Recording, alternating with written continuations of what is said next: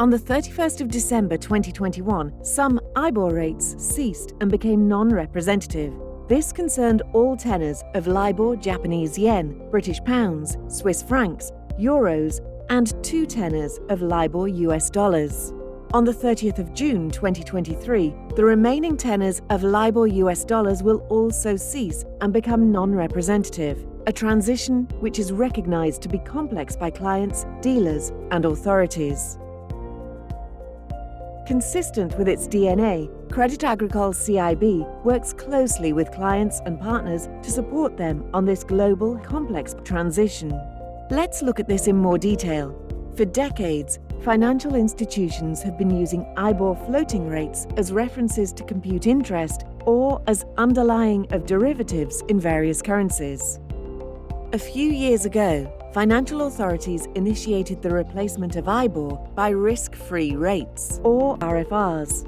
RFRs are reputed to be more robust, computed by central banks, and most of them rely on real transactions. Like the whole banking industry, Crédit Agricole CIB adapted its product offering based on RFR for new trades. While following authorities' recommendations, Crédit Agricole CIB proposed active renegotiation of existing trades from IBOR to RFR underlyings. The question is, what is planned to avoid discontinuity for legacy IBOR trades not yet renegotiated to RFR? Many contracts that use IBOR have already been switched in 2021 to new risk-free overnight interest rates. However, what happens after 2021 for existing transactions that have not yet been switched to RFR?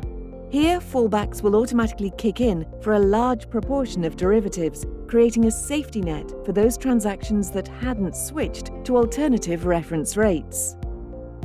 ISDA Association, which support the large majority of derivatives transactions having IBOR as underlying, gave the possibility to counterparties to adhere to ISDA fallback protocol. The ISDA protocol was signed by more than 15,000 entities across 90 jurisdictions around the world. Crédit Agricole CIB signed the ISDA protocol, which enables the bank to offer and accept the passive transition alternative via ISDA fallback. The ISDA fallback has the advantage to eliminate the legal risk as trades are not renegotiated one by one. However, it requires actors to implement it operationally and manage fallback fixing. How do ISDA fallback impact trades? Nothing is changing on trade contractual characteristics except fixing date and fixing rates. What is changing in fallback fixing rates? There are some important differences between IBOR and RFRs. IBOR is a forward-looking term rate. This means the rate is fixed and known at the start of an interest period. RFRs, however, are overnight rates and can mainly be produced on a backward-looking basis.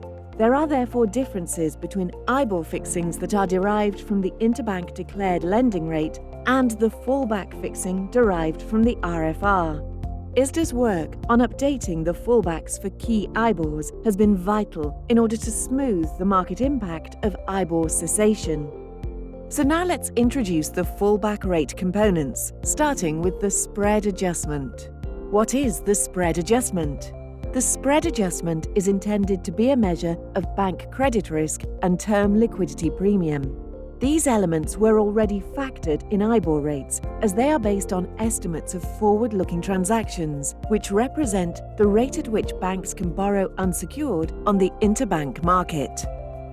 RFR rates are computed daily based on effective overnight secured or unsecured deposit on highly liquid money markets, hence embedding very little credit risk. The spread adjustment reflects the structural differences between IBOR and compound RFR.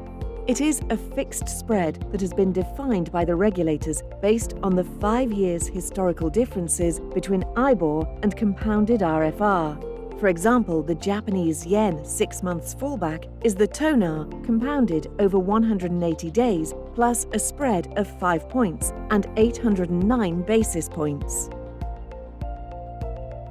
Now let's look at the adjusted reference rate. to determine the adjusted RFR. The underlying RFR is compounded over an accrual period corresponding to the tenor of the IBOR. To determine the accrual start date, we must first add the spot lag. This depends on the parameters of the IBOR. We then subtract the backward shift, which is 2 business days by default. We have now determined the start of the accrual period.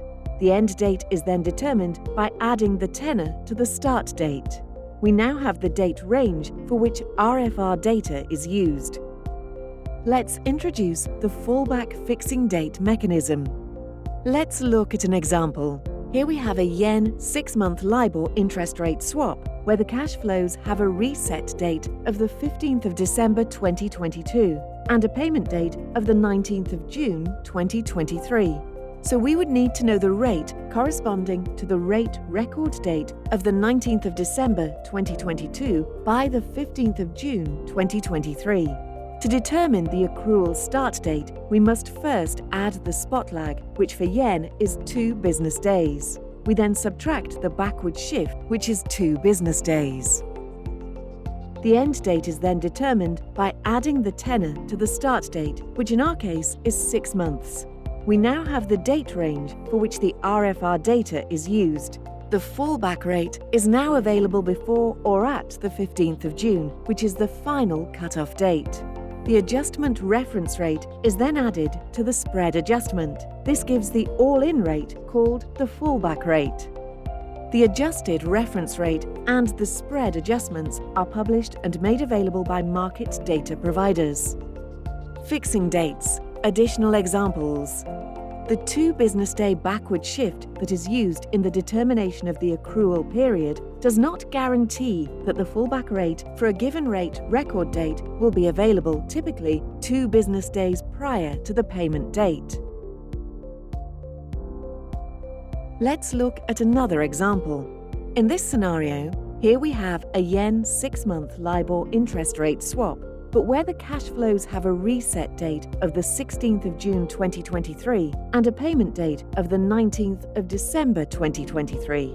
So we would need to know the rate corresponding to the rate record date of the 16th of June 2023 by the 15th of December 2023. To determine the accrual start date, we must add the spot lag, which for yen is 2 business days. We then subtract the backward shift, which in most cases is 2 business days. The end date is then determined by adding the tenor to the start date, which in our case is 6 months. We now have the date range for which RFR data is used. However, in this case, the fallback rate is not available before or at the 15th of December, which is the final cutoff date. In this scenario, we therefore need to apply a different backward shift. If we try with 3 days, then the new accrual start date is the 15th of June 2023. We now have the date range for which RFR data is used. The fallback rate is now available before or at the 15th of December, which is the final cutoff date. How will these changes affect your existing contracts? So to sum up, at cessation date, IBOR are replaced by alternative risk-free rates, or RFRs, administered and published by central banks. As a consequence, new trades after cessation dates are operated in RFR only. Legacy trades not renegotiated to RFR can transit through ISDA fallback or synthetic IBOR where applicable.